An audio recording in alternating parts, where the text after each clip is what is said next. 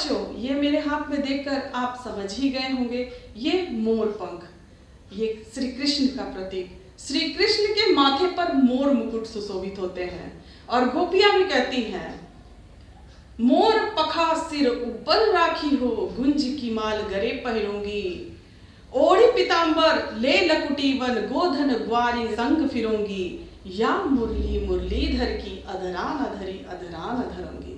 तो गोपियां भी मोर के मुकुट को अपने माथे पर रखने के लिए तैयार है, परंतु वो बांसुरी से ईर्ष्या करती है और बांसुरी, मोर मुकुट, ये सभी कृष्ण के प्रतीक हैं। तो बच्चों, आज क्या है और आपको ये जानना जरूरी है। आप कृष्ण के बारे में पढ़ते हैं, आप सूरदास को पढ़ते हैं, आप बिहारी को पढ़ते हैं, आप मीरा को पढ़ते हैं, आप रसखान को पढ़ते हैं और बच्चों, ऐसे बहुत सारे कवि हैं जिन्होंने कृष्ण के प्रेम में और कृष्ण की रचनाओं में अपने जीवन को समर्पित कर दिया।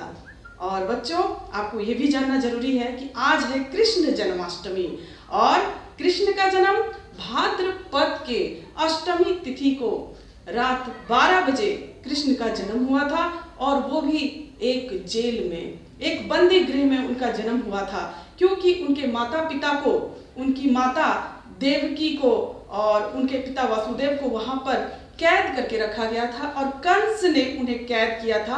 और कंस थे कृष्ण के मामा जी, क्योंकि ये भविष्यवाणी हुई थी कि देवकी के 8वें संतान के द्वारा कंस का वध होगा, इसीलिए उनके माता पिता को कंस ने बंदी गृह में डाल दिया था। परंतु विधाता का लेखा कोई बदल नहीं सकता है और कृष्ण भगवान के जन्म के पश्चात रातों ही रात वासुदेव जी ने कृष्ण को अपने मित्र नंद बाबा के यहाँ पहुंचा दिया और उसी कृष्ण ने कंस का संहार किया और इस पृथ्वी पर बहुत सारी लीलाओं की रचना की। तो बच्चों, आज ही के दिन रोहिणी नक्षत्र में अष्टमी तिथि को भाद्रपद कृष्ण भगवान का जन्म हुआ था। तो हर्षोल्लास से पूरे भारत में जन्माष्टमी का त्योहार मनाया जा रहा है।